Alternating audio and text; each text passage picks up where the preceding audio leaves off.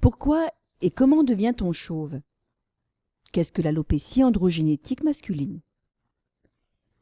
Le terme alopécie signifie chute partielle ou totale des cheveux, temporaire ou définitive. En temps normal, il n'est pas inquiétant de perdre chaque jour 50 à 100 cheveux. On les voit sur l'oreiller au moment des lavages, mais qui seront remplacés pour la plupart par de nouveaux cheveux. La chute quotidienne est normale tant que le nombre de cheveux qui poussent, c'est-à-dire qui sont en phase anagène, est de 80-85%. Les cheveux qui tombent repoussent. De l'adolescence jusqu'à la fin de la vie, la densité pilaire diminue au niveau du scalp et de manière plus marquée dans la région frontale et temporale, sans véritable manque perçu par l'œil. Cette évolution correspond à une évolution inéluctable de la chevelure et à différencier de la véritable alopécie androgénétique. Ce qui devient inquiétant, c'est de perdre sans raison apparente au-delà de 100 cheveux par jour et de voir les cheveux au fil du temps se raréfier, car non renouvelés. Un manque de cheveux devient perceptible à partir du moment où le nombre de cheveux par centimètre carré a diminué de moitié. En d'autres termes, chez un homme de race caucasienne, l'œil ne perçoit la faible densité pilaire, c'est-à-dire le manque de cheveux, que lorsqu'il y a moins de 100 cheveux par centimètre carré au lieu de 230 classiquement. Il existe de nombreuses causes qui entraînent l'accélération de la chute des cheveux. L'alimentation, le stress, certaines infections, des troubles endocriniens, certains médicaments, la génétique. La génétique représente 95% des alopécies chez l'homme. Le terme alopécie androgénétique souligne l'importance des androgènes dans ce type de chute et la transmission héréditaire de ce caractère. Elle concerne la relation physiologique entre le follicule pileux et la testostérone. La pousse du cheveu est indépendante de l'hormone masculine, testostérone. Par contre, la testostérone, ou plus précisément sa forme active dihydrotestostérone, peut provoquer la chute du cheveu. Les follicules pilaires possèdent des récepteurs à ces hormones. La dihydrotestostérone réduit la durée des cycles pilaires tout en provoquant l'atrophie des follicules pileux situés dans les zones programmées du scalp chez les hommes désignés génétiquement.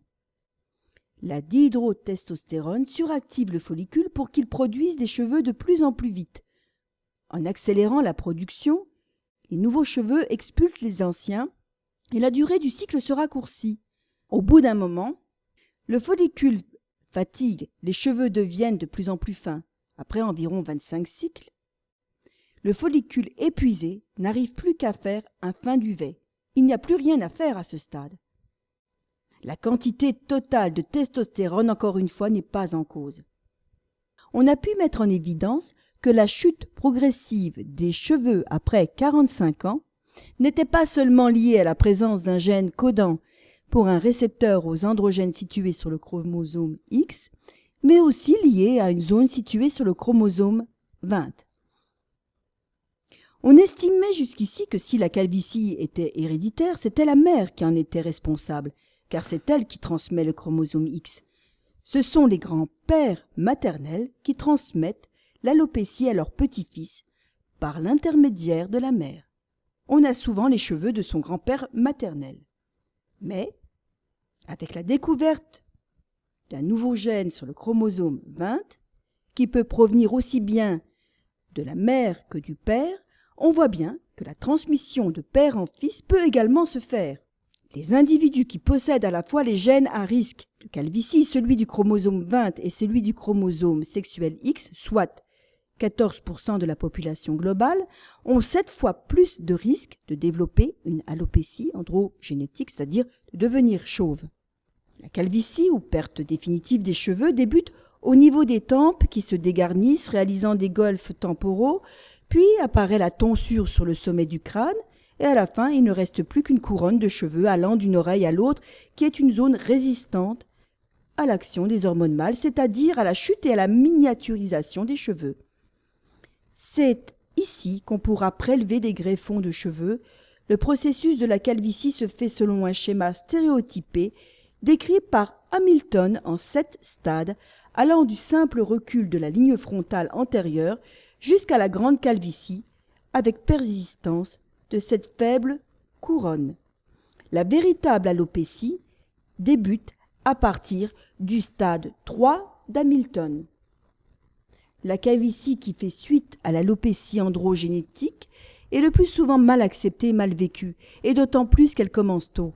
La précocité d'une alopécie androgénétique est de mauvais pronostic. Le début peut être parfois bien précoce, à l'âge de 10-12 ans. L'alopécie androgénétique n'est pas une pathologie. 25% des hommes présentent une alopécie ou sont chauves à l'âge de 20 ans, 30% à l'âge de 30 ans, 40% à l'âge de 40 ans, et ainsi de suite. Un homme sur 2 à l'âge de 50 ans est chauve. L'alopécie androgénique est moins fréquente chez les Asiatiques et chez les Africains.